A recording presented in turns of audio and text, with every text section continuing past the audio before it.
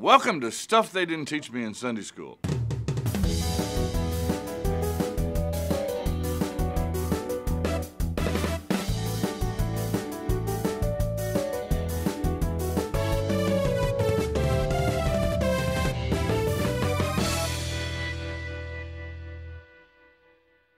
There is a scientific law, scientific principle that says that if you leave things alone, they don't get more organized, they get more chaotic.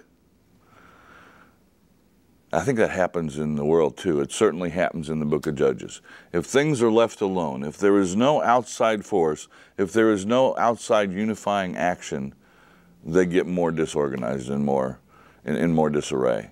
And the very last story in the book of Judges, and I know you didn't get this one in Sunday school. I know you didn't. The very last story in the book of Judges illustrates that. There's a Levite who has a concubine.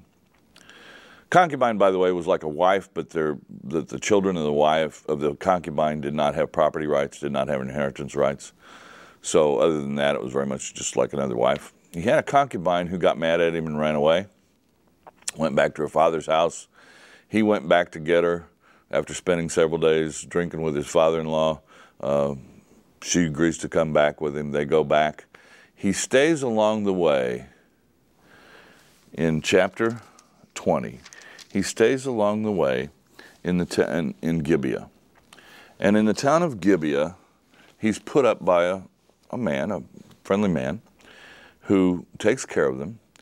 But the town of Gibeah has a problem. Evidently, there are a whole city full of unbridled homosexuals in this city who want to rape the man that's the guest in the home. Instead, he throws the concubine out to the city, and she is literally abused to death. The next morning when he goes out, she's lying on the front stoop.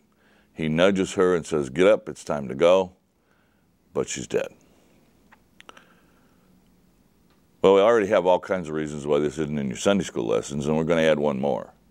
Because what he does is he takes a saw or a knife, and he hacks her body into 12 pieces, and he sends one piece out to each of the tribes of Israel, in effect summoning them to battle against the tribe of Benjamin in the city of Gibeah.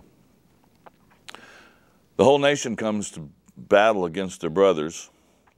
They defeat them, and once they're defeated, they look at each other and they say, you know, we've just risked having no succession in the tribe of Benjamin. We've risked wiping out the tribe of Benjamin. We need to get a few wives for the men that are left. So they say, okay, who didn't come to battle when we sent out chunks of this concubine? Who didn't respond? And they said the town of Jabesh in Gad, Jabesh Gilead, did not respond. So they went and attacked now Jabesh Gilead, take the women from Jabesh Gilead, bring them back for the few men that are left in Benjamin so the tribe of Benjamin can perpetuate. And yet that wasn't quite enough women, so they go and raid a festival, steal the virgin dancers at the festival, and bring them back for the men of Benjamin. That story ends with this line.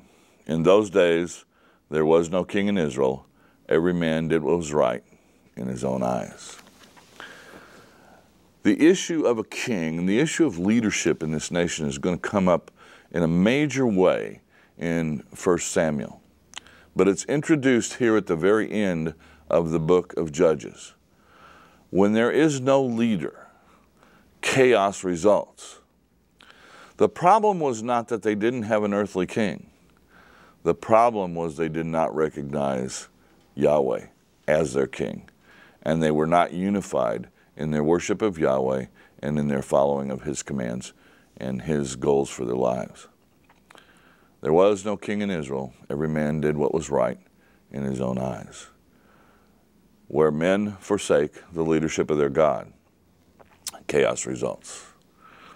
And yet, even in the midst of that chaos, God himself stepped in human history in the Old Testament to bring order out of chaos, and he did it again in Jesus Christ in the New Testament to bring order out of the chaos in our lives as well.